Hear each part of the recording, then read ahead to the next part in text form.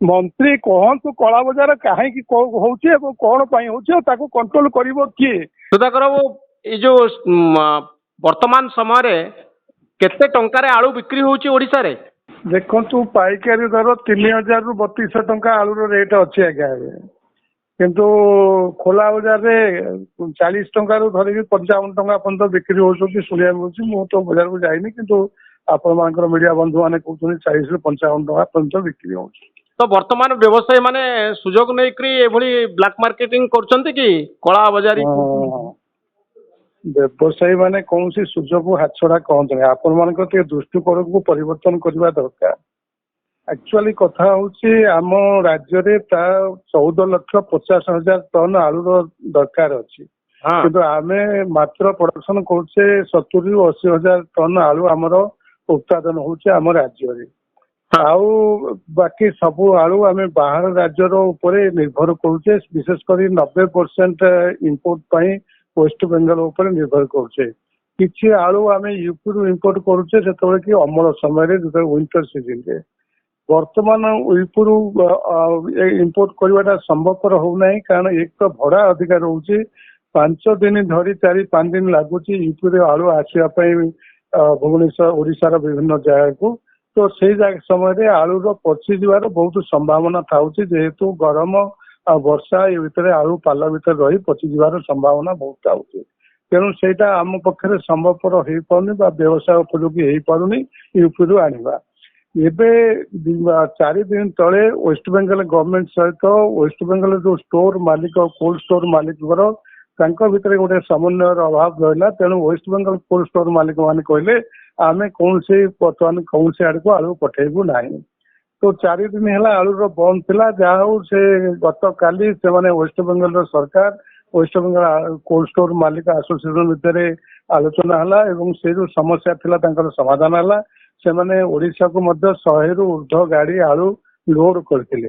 କିନ୍ତୁ ଦୁର୍ଭାଗ୍ୟର ବିଷୟ, ଯେତେବେଳେ ସେ ଓଡିଶା ୱେଷ୍ଟବେଙ୍ଗଲ ବର୍ଡରରେ ଆସି ପହଞ୍ଚିଲେ, ୱେଷ୍ଟବେଙ୍ଗଲ ସରକାର ତରଫରୁ ସେ ଆଳୁକୁ ଓଡିଶାକୁ ଯିବାକୁ ଦିଆଗଲା ନାହିଁ।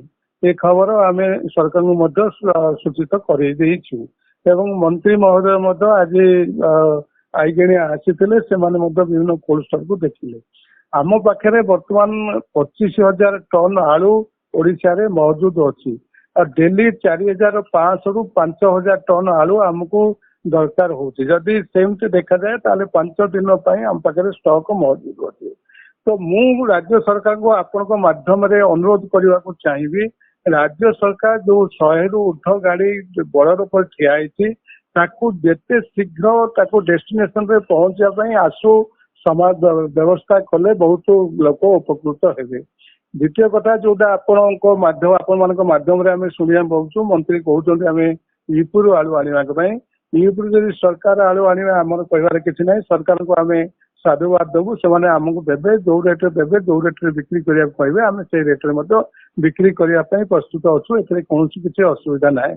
କିନ୍ତୁ ମହାପାତ୍ର ବାବୁ, ବିଶ୍ୱାସ ବାବୁ, ଇଏ ଯୋଉ ବର୍ତ୍ତମାନ ପରିସ୍ଥିତି ଅଛି, ଯୋଉଟା ଆପଣ ରିଟେଲ ରେଟ୍ ଯୋଉ କଥା ହଉଛି, ରିଟେଲର କୁ ପରିଚାଳନା କରିବା, କଣ୍ଟ୍ରୋଲ କରିବା, ନିୟନ୍ତ୍ରଣ କରିବା ସବୁ ଦାୟିତ୍ୱ ହଉଛି ରାଜ୍ୟ ସରକାରଙ୍କର। ବ୍ୟବସାୟୀଙ୍କ ପାଖରେ ସେଭଳି କୌଣସି କ୍ଷମତା ନାହିଁ ବା ସେମାନଙ୍କୁ କିଛି ଆମେ ବ୍ୟବସାୟୀଙ୍କ କ୍ଷମତା ନାହିଁ ସୁଧାକର ବାବୁ। କିନ୍ତୁ ପ୍ରଶ୍ନ ଆସୁଛି ଯେ ଆପଣ ଉତ୍ତରପ୍ରଦେଶରୁ ଆଣିଲେ ଆପଣଙ୍କର କିଛି ଅସୁବିଧା ନାହିଁ ତ?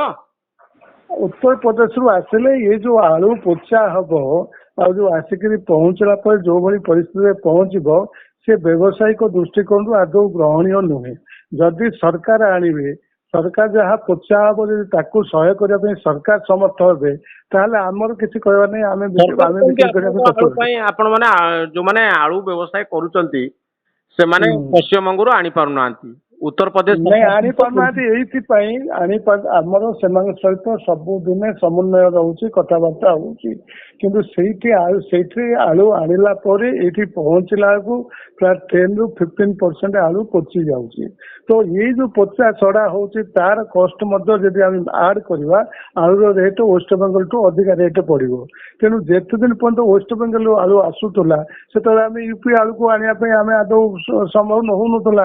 ତ ବର୍ତ୍ତମାନ ବର୍ତ୍ତମାନ କଥା ହଉଛି ଗୋଟେ ଫେଡeraଲ ଷ୍ଟ୍ରକ୍ଚରରେ ଆପଣ ବି ଜାଣିଛନ୍ତି ମୁଁ ବି ଜାଣିଛି ଯେ ଗୋଟେ ସରକାର କେମିତି ଗୋଟେ ସରକାରକୁ ଦେବା ପାଇଁ ବ୍ୟବସାୟିକ ବନ୍ଦ କରିଦେଇପାରିବ ଏଇଟା କଣ ଗୋଟେ ଅନ୍ଧ ଦୁନିଆ ଚାଲିଛି ତ ସରକାର ତାଙ୍କ ଉପରେ ସେ କାଉଣ୍ଟର ପାର୍ଟରେ ୱେଷ୍ଟବେଙ୍ଗଲ କାଉଣ୍ଟର ପାର୍ଟ ସହିତ କଥାବାର୍ତ୍ତା କରି ଆର ସମାଧାନ ବାହାର କରିବା କଣ ସମ୍ଭବପର ନୁହେଁ ତ ସରକାର ସେଥିରେ ଚେଷ୍ଟା କରିବା ଦରକାର ପଡ଼ିଲେ କେନ୍ଦ୍ର ସରକାରଙ୍କର ଭୂମିକାକୁ ମଧ୍ୟ ଇଏ ନେବାକୁ ପଡିବ ଏବଂ ତାକୁ ନେଇକରି ସେ ଯୋଉ ସମସ୍ୟା ଅଛି କୌଣସି କାରଣ ନଥାଇକିରି ଆଳୁ ବନ୍ଦ କରିଦେଲେ ଆମ ସମସ୍ୟା ସମାଧାନ କେମିତି ହବ ତାପରେ ଦ୍ୱିତୀୟ କଥା ହଉଛି ଆପଣ ତ ନିଜେ ଜାଣିଛନ୍ତି ଆଜ୍ଞା ଯୋଉ ଆଳୁ ମିଶନ ହେଲା ଗୋଟିଏ ଗ୍ରାମ ଅଧିକା ଆଳୁ ମଧ୍ୟ ପ୍ରଡକ୍ସନ ସରକାର କରିପାରିଲେଣି ଅଥଚ କୋଟି କୋଟି ଟଙ୍କା ଆମେ ନଷ୍ଟ କଲେ ରାଜସ୍ୱ ଯୋଉ କଷ୍ଟଲବ୍ଧ ରାଜସ୍ୱ ତ ବର୍ତ୍ତମାନ ସେଇ କଥା ବର୍ତ୍ତମାନ ଯଦି ଯୁଦ୍ଧକାଳୀନ ଭିତ୍ତିରେ ସରକାର ଯଦି ଆନ୍ତରିକତା ସହିତ ଆମ ରାଜ୍ୟରେ ଯଦି ଆଳୁ ଚାଷ କରିବାକୁ ଚେଷ୍ଟା କରାଯାଆନ୍ତା ଏବଂ ତାହା ଯଦି ସଫଳ ହୁଅନ୍ତା ତାହେଲେ ନିଶ୍ଚିତ ଭାବେ ଆମେ ୱେଷ୍ଟବେଙ୍ଗଲ ସରକାରକୁ ଆମେ ମଧ୍ୟ ଗୋଟେ ପ୍ରକାର ପଶ୍ଚିମବଙ୍ଗ ସରକାର କାହିଁକି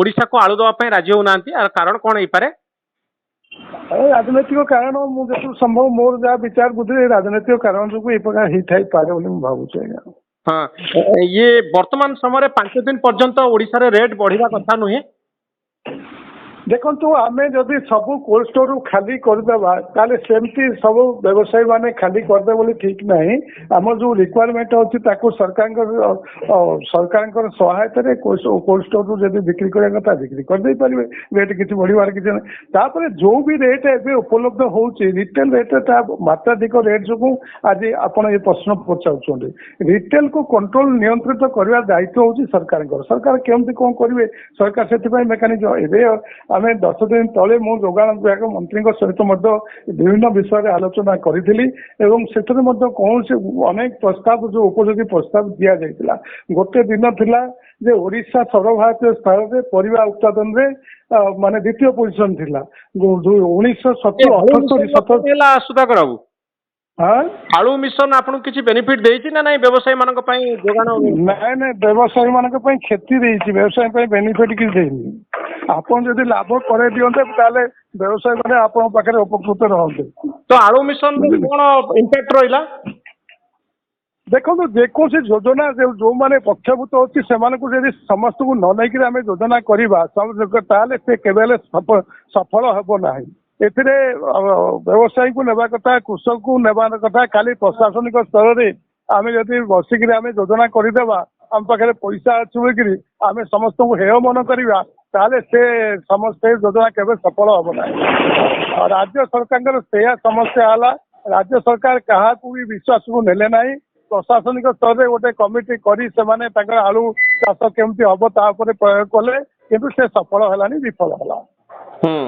ତ ଆଗାମୀ ଦିନରେ ଆପଣ ଭାବୁଛନ୍ତି ଏହାର ସ୍ଥାୟୀ ସମାଧାନର ରାସ୍ତା କଣ ଆମେ ସରକାରଙ୍କୁ ସବୁ ସ୍ଥାୟୀ ସମାଧାନରେ ଦେଇଛୁ ଆମେ ଓଡିଶା ବ୍ୟବସାୟୀ ମହାସଂଘ ତରଫରୁ ଆମେ ସରକାରଙ୍କୁ ସମାଧାନ ଦେଇଛୁ ସରକାରଙ୍କଠୁ ଗୋଟିଏ ପଇସା ବି ଆମେ ନେବୁ ନାହିଁ କାହିଁକି ନା ବର୍ତ୍ତମାନ ସରକାର ଯେତେ ଡିଣ୍ଡିଙ୍ଗ ପିଟିଲେ ମଧ୍ୟ ଚାଷୀ ମାନଙ୍କର ଆତ୍ମବିଶ୍ୱାସ ଫେରି ପାଉନାହାନ୍ତି ଓଡିଶା ବ୍ୟବସାୟୀ ମହାସଂଘ ଚାଷୀ ମାନଙ୍କର ଆତ୍ମବିଶ୍ୱାସ ଫେରି ପାଇବା ପାଇଁ ଚାଷୀ ମାନଙ୍କ ପାଖକୁ ଯିବ ସେମାନଙ୍କ ସହିତ ମିଟିଂ କରିବ ଏବଂ ଗୋଟେ କୋଅର୍ଡିନେଟର ମିଟିଂ କରିକି ବ୍ୟବସାୟୀ ଓ ତାଙ୍କ ଉତ୍ପାଦିତ ଶସ୍ୟ କେମିତି ଉପଯୁକ୍ତ ଦରରେ ବିକ୍ରି କରାଯାଇପାରିବ ସେ ବିଶ୍ୱାସ ଚାଷୀଙ୍କୁ ଦିଆଇଲେ ତାହେଲେ ଯାଇ ଚାଷ କାମରେ ଅଗ୍ରସର ହେବ ଦ୍ୱିତୀୟ କଥା ଆଉ ଗୋଟେ ସବୁଠାରୁ ଭାଇଟାଲ ପଏଣ୍ଟ ଆପଣ ମଧ୍ୟ ଏଇଟା ବୁଝିବା ଦରକାର ମତେ ଯଦି ଭୋକ ନ ହବ ମୁଁ କେବେ କାମ କରିବାକୁ ଯିବି ନାହିଁ ଆଜ୍ଞା ତ ରାଜ୍ୟ ସରକାର ଯୋଉ ମାଗଣା ଖାଦ୍ୟ ବଣ୍ଟନ କରୁଛନ୍ତି ଆପଣ ଗାଁ ଗଣ୍ଡାରେ ଦେଖିବେ ଶ୍ରମିକ ମିଳୁନାହାନ୍ତି କାମ କରିବା ପାଇଁ ଇଏ ଗୋଟେ ବଡ ସମସ୍ୟା ହେଲାଣି ତେଣୁ ଏ ସବୁ ଜିନିଷକୁ ସରକାର ବାସ୍ତବତା ସହିତ ବିଚାର କରିବା ଦରକାର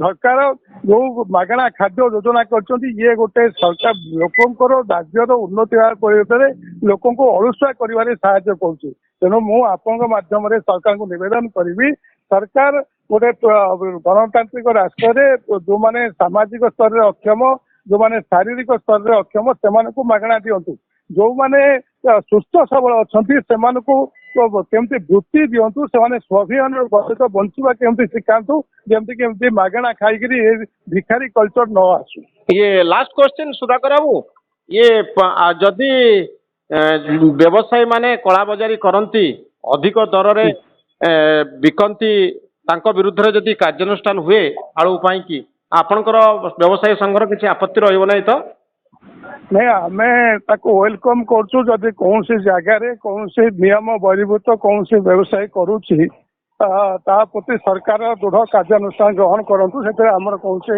ଅସୁବିଧା ନାହିଁ। କିନ୍ତୁ ଗୋଟିଏ ଅନୁରୋଧ ଆପଣଙ୍କୁ କହିବି ଯେ ଯୋଉ ବ୍ୟବସାୟୀ ମାନେ ସାଧୁତା ସହିତ ବ୍ୟବସାୟ କରୁଛନ୍ତି ସେମାନଙ୍କୁ ଆପଣ କଳା ଭାଷାରେ କହିକିରି ସେମାନଙ୍କୁ ଆପଣ ସେମାନଙ୍କର ଆତ୍ମବିଶ୍ୱାସକୁ ନଷ୍ଟ କରନ୍ତୁ ନାହିଁ। ଆପଣ ଯଦି କୌଣସି ବ୍ୟବସାୟୀ କଳା ବଜାର କରୁଛି ଏବଂ କଳା ବଜାର କଣ ତା ଡେଫିନେସନ କଣ ମୁଁ ବର୍ତ୍ତମାନ ସହିତ ବୁଝିପାରୁନି, ଆପଣ ଟିକେ ବୁଝେଇ ପାରିବେ କଳା ବଜାର କାହାକୁ କହନ୍ତି? ନାଇଁ ମନ୍ତ୍ରୀ କହୁଛନ୍ତି 32 ଟଙ୍କା ଭିତରେ ବିକ୍ରି ହବା ଦରକାର। ଯୋଉମାନେ 32 ଟଙ୍କାରୁ ଅଧିକ ବିକୁଛନ୍ତି 30 ଟଙ୍କାରୁ। ନାଇଁ ମନ୍ତ୍ରୀ କହିବା ଅନୁସାରେ କିଛି କାମ ହବନି। ମନ୍ତ୍ରୀ କହନ୍ତୁ କଳା ବଜାର କାହିଁକି ହଉଛି ଏବଂ କଣ ପାଇଁ ହଉଛି ଆଉ ତାକୁ କଣ୍ଟ୍ରୋଲ କରିବ କିଏ? ମନ୍ତ୍ରୀଙ୍କୁ ମୁଁ ପଚାରୁଛି ଆପଣଙ୍କ ମାଧ୍ୟମରେ, ଆପଣ କୁହନ୍ତୁ ଯେ କଳା ବଜାର କାହାକୁ କହିବା, ଆମେ କାହାକୁ କହିବା? ଯୋଉ ରିଟେଲରେ ବିକ୍ରି ହଉଛି ତାକୁ ନିୟନ୍ତ୍ରଣ କରିବାର କ୍ଷମତା କାହା ପାଖରେ ଅଛି? ବ୍ୟବସାୟୀଙ୍କ ପାଖରେ ଅଛି ନା ମନ୍ତ୍ରୀଙ୍କ ପାଖରେ ଅଛି? ଯଦି ବ୍ୟବସାୟୀଙ୍କ ପାଖରେ ନାହିଁ, ସେଇମାନଙ୍କ କଥା କହୁଛନ୍ତି। ନାଇଁ ସେଇମାନଙ୍କ କଥା ଆମେ ତ ଖୋଲା ଖୋଲି, ମୁଁ ତ ଆଗରୁ ମଧ୍ୟ ଆଜି ସକାଳେ ମଧ୍ୟ ସବୁ ବାଇଟ୍ ଦେବାକୁ କହିଛି ଯେ ଯଦି 30-32 ଟଙ୍କାରେ ଆଳୁ ବିକ୍ରି ହେବା କଥା, ଯଦି 40 ଟଙ୍କା 50 ଟଙ୍କା ବିକ୍ରି ହଉଛି ତାପରେ ସରକାର କାର୍ଯ୍ୟାନୁଷ୍ଠାନ ଗ୍ରହଣ କରନ୍ତୁ।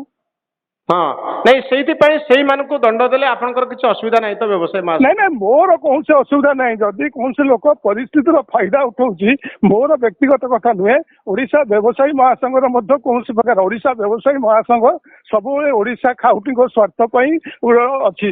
ଏଇଟା କଥା ନୁହଁ କୌଣସି ବ୍ୟକ୍ତିଗତ ବ୍ୟବସାୟୀଙ୍କୁ ସପୋର୍ଟ କରିବା ପାଇଁ ଓଡିଶା ବ୍ୟବସାୟୀ ମହାସଂଘ ନାହିଁ। ସମସ୍ତଙ୍କର ସୁବିଧା ପାଇଁ ବ୍ୟବସାୟୀ ମହାସଂଘ ଅଛି।